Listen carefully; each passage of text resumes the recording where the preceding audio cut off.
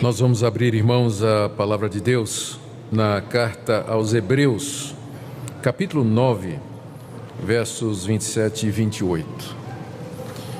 Hoje à noite eu gostaria de falar a respeito talvez da característica principal que identifica o Evangelho como a verdade de Deus em comparação com outras vozes que soam no mundo religioso pretendendo vir da parte de Deus. Hebreus capítulo 9, de 27 a 28. E assim como aos homens está ordenado morrerem uma só vez, vindo depois disso o juízo, assim também Cristo, tendo se oferecido uma vez para sempre para tirar os pecados de muitos, aparecerá segunda vez sem pecado aos que o aguardam para a salvação. Aqui nesses dois versículos nós temos 4 verdades fundamentais e que se constituem no alicerce do cristianismo. Primeiro, que todo mundo vai morrer e só vai morrer uma vez. Você não vai morrer 2, você vai morrer uma. Segundo, que depois da morte você vai ser confrontado com o juízo. Você vai prestar conta da sua vida diante de Deus logo depois da morte. Terceiro, está no verso 28, da mesma forma que nós morremos uma vez e depois disso vem o juízo. Terceiro, Cristo morreu uma única vez para tirar os pecados de muitos. E quarta verdade, Ele aparecerá uma segunda vez, não para salvar, mas para aqueles que o aguardam para a salvação. Essas 4 verdades podem ser tomadas como sendo o fundamento ou pilar da fé evangélica, e essas verdades nos ajudam a fazer a distinção entre aquilo que é o verdadeiro evangelho, a verdadeira religião, e aquilo que se passa por isso no mundo de hoje. O autor dessa carta tinha como objetivo instruir os cristãos judeus. A carta é chamada aos Hebreus porque esse é outro nome para aqueles que são judeus. O objetivo do autor, ao escrever aos cristãos hebreus, era mostrar para eles que a religião que Deus revelou no Antigo Testamento, o judaísmo que está no Antigo Testamento, consistia em muitas repetições, exatamente porque era provisório. Havia muitos sacerdotes que ofereciam muitos sacrifícios, muitas vezes ao ano. Por que havia essa repetição? Porque aquelas coisas, elas eram simbólicas e em si elas não tinham poder para resolver o problema do homem, que era o pecado. Por isso que eram feitos repetidos sacrifícios de muitos animais, repetidos dias através dos anos a fim, por muitos sacerdotes que depois eram substituídos por outros. Aqui o nosso autor está dizendo, aquilo era um símbolo, uma figura da realidade. Você vai morrer uma vez somente, depois disso vem o juízo. Cristo sacrificou-se uma única vez para tirar os pecados, ele voltará uma segunda vez para aqueles que o aguardam para a salvação. Existem basicamente apenas 2 maneiras de se olhar para a realidade. Do ponto de vista pagão, o mundo é controlado pelo acaso, pelo destino, pela sorte e pelo azar. E a história se repete, ela caminha em círculos. Se você estudar a cosmovisão ou a visão de mundo das religiões orientais, por exemplo, ou da nova era, você vai perceber exatamente esse ponto, que para eles a história gira em círculos, os fatos se repetem e por conta disso uma pessoa não vive somente uma vez. E aqui vem teorias como a reencarnação, a transmigração da alma, que a alma se preserva e depois ela volta a esse mundo ou na forma de outro ser humano, ou como uma árvore ou como um animal. Essa ideia da eternidade da alma e da sua perpetuidade dentro da história, ou seja, ela nunca tem fim, nunca tem um ponto final, é característico dessas religiões. E nós encontramos isso, aparentemente, até dentro do cristianismo, porque, que eu não considero, mas o espiritismo se considera cristão e ele ensina exatamente isso. que uma pessoa não morre só uma vez, mas muitas, porque ela morre e depois ela reencarna e morre de novo e reencarna. A outra visão de mundo é de que há um Deus que tem um plano para a história. A história tem um começo, um meio e ela se encaminha para o fim. E nós estamos inseridos nessa história. Nós também tivemos um começo, temos uma existência e ela aponta para uma realidade final. E é nessa perspectiva que o cristianismo se insere e nos chama e nos alerta de que o tempo é agora e que o momento é aqui, que nós vivemos uma vez e que nós temos que usar essa vez da maneira correta, porque nós não teremos uma outra oportunidade. É nesse ponto que o cristianismo é diferente de outras religiões, porque ensina essa realidade. Aos homens está ordenado morrer uma vez, depois da morte vem o juízo. A redenção está num ato único feito por Jesus Cristo para nos salvar, e a história se encaminha para o seu fim com a vinda de Jesus Cristo, que vai aparecer uma segunda vez para aqueles que o aguardam para a salvação. Vejamos estes pontos, na expectativa de que nessa noite Deus nos ajude a entender o seu Evangelho e a verdade mais claramente. O primeiro ponto está aí no verso 27, aos homens está ordenado morrer uma vez, só uma vez. Quem é que ordenou isso? Deus. Deus ordenou que os homens morressem. Deus ordenou que os homens morressem. Quando Deus criou o homem à sua imagem e semelhança, o colocou sob teste no jardim e o avisou: você pode comer de todas as árvores do jardim, mas dessa árvore do conhecimento do bem e do mal, você não vai comer, porque no dia em que você comer, você vai morrer. O homem desobedeceu a Deus e, como resultado, Deus disse: tu és pó e ao pó tornarás. A morte é o resultado da desobediência dos nossos pais e da nossa própria obediência. Nós fazemos parte de uma raça que está debaixo dessa ordenação de Deus, todos nós, porque pecadores, filhos de pecadores, membros de uma raça pecadora, estamos debaixo do salário do pecado, que é a morte. Você vai morrer e eu vou morrer. É o Altíssimo que determinou isso. A morte põe fim à nossa existência nesse estado aqui, nesse mundo. É Deus que fez assim, como castigo para a nossa desobediência. A morte, ela vem então da parte de Deus. Nós nascemos, crescemos, existimos, nos desenvolvemos, mas começamos a morrer desde o primeiro dia em que fomos concebidos. É o que nos aguarda no fim da linha, e não há exceção. Você um dia vai enfrentar a morte, porque está determinado por Deus. Segunda coisa que esse texto nos ensina é que a morte é experimentada uma vez apenas. Aos homens está ordenado morrer uma vez, não duas. E se nos está ordenado morrer uma vez, isso significa que, uma vez mortos, outra realidade nos espera, que não o retorno a esse mundo, como algumas religiões ensinam e como algumas pessoas gostariam. A verdade bíblica é que a morte termina a nossa existência terrena no presente século, e que não há um retorno a esse mundo depois dela, porque nós então morreríamos de novo, uma vez vivos.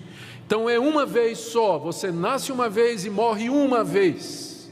Você tem essa vida só, você não vai ter outra aqui nesse planeta, aqui nesse mundo, no estado em que ele se encontra. É uma oportunidade só. E nesse ponto, mais uma vez, eu digo, o cristianismo é diferente, porque ele nos confronta com essa realidade, com a fragilidade da nossa vida, com a urgência que cerca os nossos dias, e com a nossa responsabilidade diante de Deus. Religiões que ensinam que você morre e volta, melhorando, piorando, purgando seus pecados para ter outra oportunidade, elas têm o efeito, se levado às últimas consequências, de que as pessoas vão viver do jeito que quiserem, porque afinal elas vão morrer e vão voltar e vão passar por outras experiências e assim por diante. Mas o cristianismo diz: você só vive uma vez e vai morrer uma. Por isso, a coisa mais importante da sua vida não é você ser próspero, rico, arrumar um casamento, ter um carro, uma casa, uma boa profissão, ser bonito, famoso. Não, a coisa mais importante da sua vida é se preparar para esse momento em que sua existência terrena haverá de cessar aqui. Porque o segundo ponto aqui que se segue a esse, e que é fundamental no cristianismo, é o que está aqui nesse verso, que vem em seguida, que diz que depois da morte vem o juízo. Eu sei que tem muita gente que gostaria que isso não fosse verdade, e por isso há tantas alternativas a isso ensinadas aí. Há pessoas que dizem que depois da morte acabou. Essa é a visão materialista, naturalista de mundo. Só há duas opções: ou a verdade última e fundamental é um Deus que criou todas as coisas e que o mundo existe pelo seu querer e pela sua vontade, e nós nos relacionamos com Ele. Ou a realidade última e final é a matéria, que também é eterna. E nesse caso não existe um plano, não existe um propósito. O universo é um caos, ele não vai para lugar nenhum, não há intenção nenhuma. O universo é frio, indiferente para nós. Tem gente que segue o caminho do naturalismo e do materialismo ateísta e vai querer dizer que a vida é aquilo que você vê, que nós somos apenas o resultado de processos químicos, que amor, alegria, pensamento, consciência é apenas resultado de interações químicas do nosso cérebro. O cérebro goteja pensamentos como o fígado goteja a bilis, já dizia um ateu. Tudo é químico. Tudo é matéria. Isso é muito popular. Tem muita gente que adoraria que fosse assim, porque isso significa que você pode viver do jeito que você quiser. Você vai viver sua vida tranquilamente. Você não gosta da sua mulher, troca por outra. Você quer alguma coisa, você pode ser desonesto. Você pode usar dos recursos que quiser para obter o que quiser, porque se não há um Deus, se não há uma realidade final, se não há um juízo, eu não tenho a quem prestar contas, e só tem uma razão de você existir, que é o hedonismo, a busca do prazer, que é o que caracteriza a nossa sociedade hoje. Qual é a razão das pessoas viverem? A busca do prazer. Querem se satisfazer, querem se realizar. Mas se você sabe que depois da morte vem o juízo, isso vai fazer diferença. Eu sei que também tem gente que diz: não estou dizendo que depois da morte acabou, mas a gente entra assim num sono, não é? A gente vai dormir até o final dos tempos. Eu não vejo a Bíblia ensinando isso, embora a Bíblia se refira à morte como às vezes o sono, mas é simplesmente por causa da semelhança que há entre uma pessoa morta e uma pessoa que está dormindo. E também porque para o crente a morte na verdade é um sono, porque não é o fim, ele vai acordar na glória. Mas a realidade bíblica é que depois da morte cada um de nós vai enfrentar o juízo.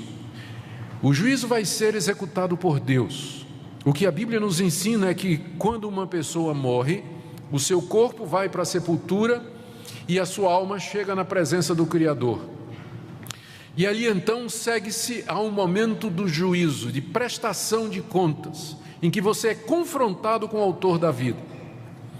E há apenas dois resultados desse confronto: ou você é perdoado por Deus, justificado por Deus, reconhecido por Deus e recebe dele a vida eterna e já entra na presença de Deus, no gozo e na alegria de Deus, que na Bíblia é chamado como paraíso ou céu. Ou então você será reprovado por ele, condenado por ele, pelos seus pecados, pelos seus atos de impureza, cometidos por pensamentos, palavras e obras, dos quais Deus tem pleno conhecimento de todos eles, e que serão trazidos diante de você, expostos como razão da sua condenação. E a partir da sua condenação, julgado, condenado, você já entra depois da morte no sofrimento eterno. Você já entra no sofrimento. Então é o juízo do qual se segue dois resultados: ou a vida eterna ou o sofrimento eterno. Aos homens está ordenado morrer uma vez, e depois disso vem o juízo. Seremos todos julgados por Deus depois da morte, com dois resultados possíveis apenas. Veja como isso exclui purgatório. A Bíblia não tem lugar para purgatório. A ideia de que depois da morte, se você cometeu alguns pecados que são mais leves do que outros, você vai sofrer nesse lugar para purgar os seus pecados, para depois entrar para o céu. Não tem chance nenhuma depois da morte. Purgatório não é ensinado na Bíblia. Também a Bíblia não ensina que você vai ficar vagando, que sua alma vai ficar vagando, que você vai ficar vendo seus familiares, você vai poder de alguma forma se comunicar com ele através de médiuns, como diz o Espiritismo. Coisa nenhuma. Depois da morte você vai dar de cara com o Criador de todas as coisas, com o Altíssimo, Todo-Poderoso, diante de quem sua vida será exposta e a quem você há de prestar contas. E quem poderá escapar? Quem poderá escapar ao juízo de Deus? Um Deus que conhece o que eu penso, sabe o que eu falo e vê o que eu faço. Um Deus que me conhece no recôndito da minha casa, conhece os meus pensamentos mais secretos, as intenções e motivações do meu coração. Quem pode ficar em pé diante desse Deus? E é aqui que entra a terceira verdade e que torna o cristianismo tão distinto das outras religiões. Diz aqui o verso 28: assim também, da mesma forma que aos homens está ordenado morrer uma vez e depois disso segue-se o juízo, assim também Cristo, Jesus Cristo, tendo-se oferecido uma vez para sempre para tirar os pecados de muitos. Vamos parar aqui. Essa é a terceira verdade e que vem na sequência das outras duas. Depois da morte, nós morremos uma vez e depois da morte vem o juízo. Quem é que pode escapar do juízo de Deus? Ninguém. Nem vocês, nem eu.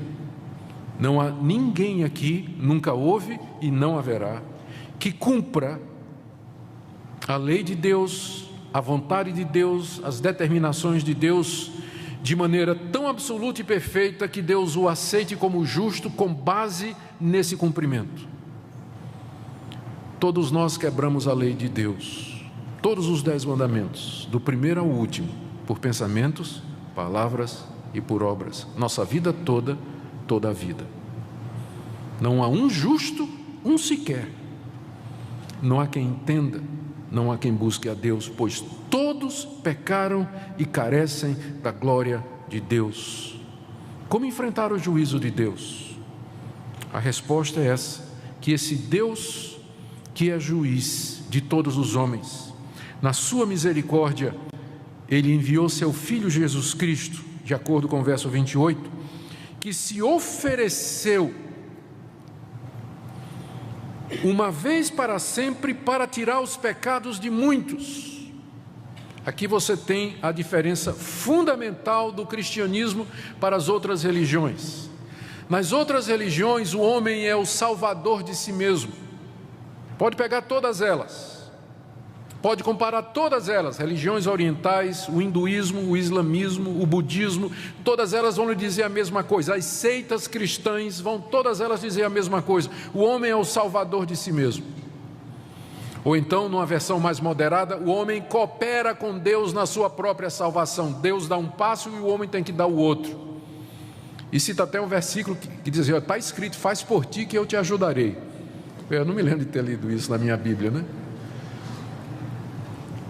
O bom filho Deus ajuda. Eu vi isso na traseira do caminhão, nunca vi na Bíblia, não. Mas é essa a diferença.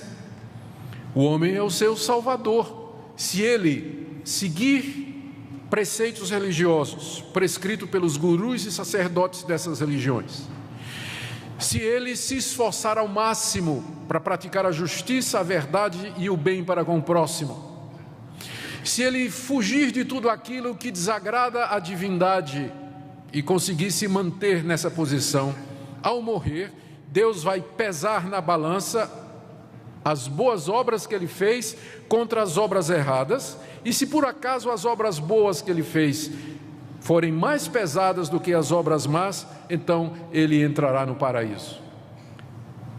De maneiras diferentes, é isso que essas religiões ensinam, que a salvação é alguma coisa de baixo para cima, é o homem que tem que agradar a Deus e fazer alguma coisa para merecer ser recebido por Deus. O cristianismo é completamente diferente. Ele já começa dizendo assim: você pode tentar, mas você não vai conseguir. Você está ordenado a morrer uma vez por causa dos seus pecados, e depois disso você vai ser julgado.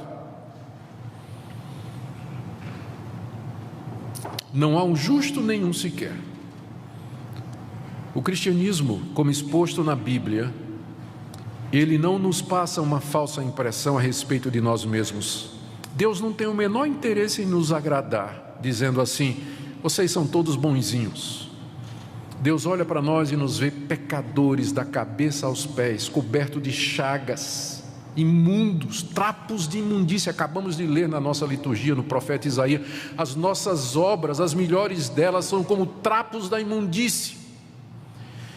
A expressão trapo de imundícia é uma tradução, é um eufemismo, é uma tradução que visa não chocar, mas eram os panos que eram usados pela mulher quando estava menstruada.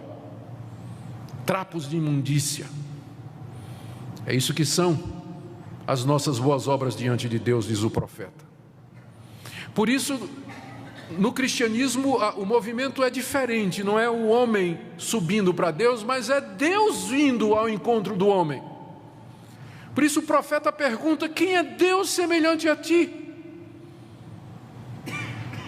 Quem é Deus semelhante a esse Deus que vem ao encontro de pecadores como nós? E ele veio na pessoa de Cristo.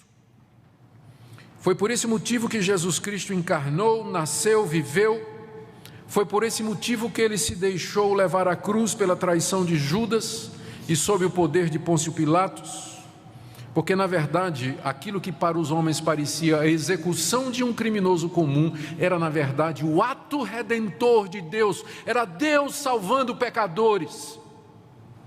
Era o Filho de Deus se oferecendo, como diz o texto, para tirar os pecados de muitos. De que maneira isso aconteceu? Na cruz do Calvário, Jesus Cristo recebeu a devida punição para os nossos pecados, nos estertores mortais, na dor que ele sofreu, a ponto de dizer: Deus meu, por que me desamparaste? Até o momento em que ele morreu de fato e de verdade. Ele experimentou a morte de maneira real. Essa morte para a qual nós estamos ordenados, Cristo a experimentou. E ao fazer isso, ao tomar o nosso lugar na morte, Ele é o nosso Redentor. Note que o texto diz que Ele apareceu para tirar o pecado de muitos, não é de todos, embora eu sei que tenha gente que diga isso, mas Ele apareceu para tirar o pecado de muitos, porque aos que não querem, aos que não vão crer, aos que não vão se arrepender, aos que vão acreditar que são bons o suficiente para merecer de Deus alguma coisa, aos que vão continuar na teimosia do seu caminho e no dia do juízo após a morte diante de Deus, eles serão confrontados pelos seus pecados e com o fato de que nunca fizeram coisa alguma para merecer de Deus clemência, misericórdia, compaixão. E o que lhes espera é o sofrimento eterno, sem fim. Eras e eras de sofrimento, de dor, de trevas. A Bíblia descreve como sendo um lugar onde há choro e ranger de dentes, onde o verme nunca morre e o fogo nunca se apaga. Por isso que o cristianismo é tão urgente. Você morre uma vez só e você não sabe quando isso vai acontecer. Por isso o dia é agora, o momento é hoje. Porque você não vai viver outra vez, você não vai ter outra chance. A coisa mais importante da sua vida é você resolver o problema do pecado diante de Deus. Cristo apareceu uma única vez. Deus já realizou o ato fundamental da redenção, já foi feito há 2000 anos atrás, quando Ele morreu na cruz pelos nossos pecados. A quarta verdade aqui é que Ele aparecerá uma segunda vez, porque Ele não ficou morto. Ao terceiro dia, Jesus Cristo saiu da sepultura, testemunhado por pessoas que nos deram esses registros, que têm 2000 anos, 5000 cópias, por homens que morreram por dizer isso, que Ele não ficou preso à morte, mas Ele venceu a morte ao terceiro dia. Pessoas que andaram com Ele depois de 3 dias, que conversaram com Ele, que o tocaram, que conversaram com Ele, o ouviram, comeram com Ele, e que morreram por afirmar isso. Eles disseram: Jesus ressuscitou dos mortos e subiu aos céus, onde está agora, aguardando o momento de retornar. E Ele virá uma segunda vez. Ele apareceu uma primeira vez, que foi a encarnação para tirar os nossos pecados, e aparecerá uma segunda vez, não mais para tirar pecados, porque isso Ele já fez, mas para aqueles que o aguardam para a salvação.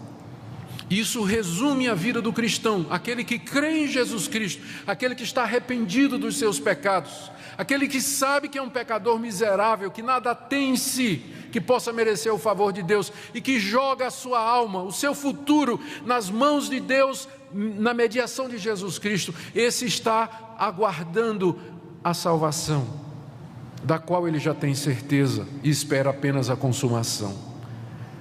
A Bíblia diz que a salvação completa se dará na vinda de Cristo, porque no presente momento nós já somos salvos. Pelo que Cristo fez, nós já podemos ter o perdão da culpa. Deus não nos considera mais culpados, de maneira que quando morrermos e estivermos no juízo, nós não enfrentaremos o julgamento de Deus ou a condenação dele, porque apareceremos diante dele como perdoados, porque Cristo pagou nossa culpa, não há mais débito, porque Cristo o cumpriu plenamente. Mas Cristo apareceu para tirar não somente a culpa do pecado, mas também nos livrar do poder do pecado.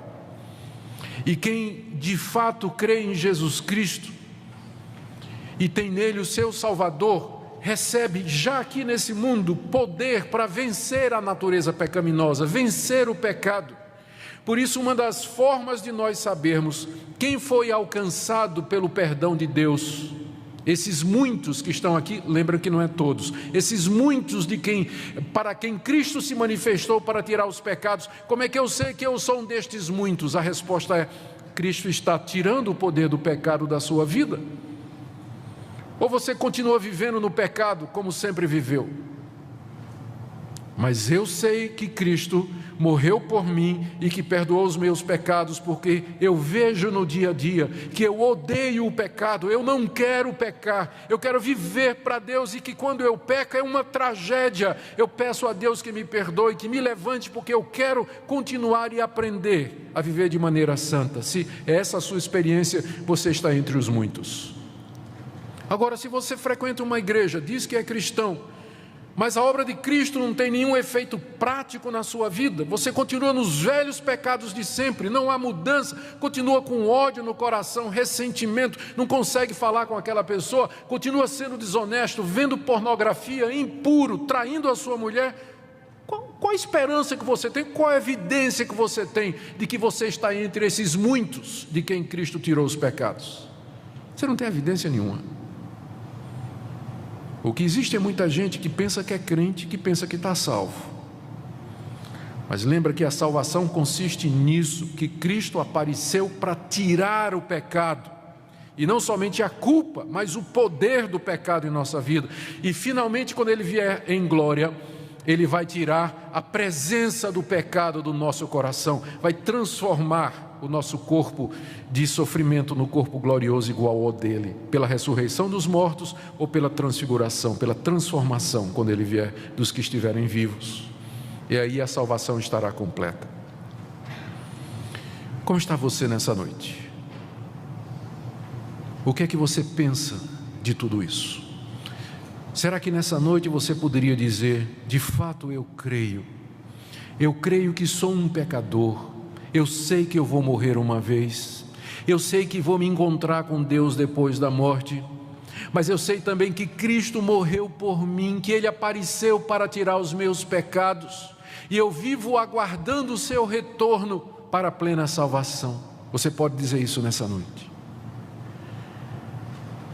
Se você pode dizer isso nessa noite, eu bendigo a Deus pela sua vida, dou graças a Deus por você, dou graças a Deus pela misericórdia de Deus em salvar pecadores como eu e como você. Mas se você está incerto nessa noite, se você não tem certeza disso, ou se você não tem a menor ideia do que eu estou falando, mas nessa noite Deus falou ao seu coração, e você sabe que você precisa resolver o problema do pecado na sua vida, eu queria lhe convidar nessa noite a que você creia em Jesus, o Filho de Deus, que você se arrependa dos seus pecados, que você busque a Deus, e que você sem condição se entregue a Deus e diga: Deus, eu sei que depois da morte vem o juízo, e eu sei que se eu for levado ao teu tribunal eu serei condenado. Tenha misericórdia de mim pelo que Cristo fez na cruz, perdoa esse pecador e me recebe como teu filho. Você não quer fazer isso hoje? Eu queria convidar vocês todos a se colocarem em pé, e nós vamos orar nesse instante.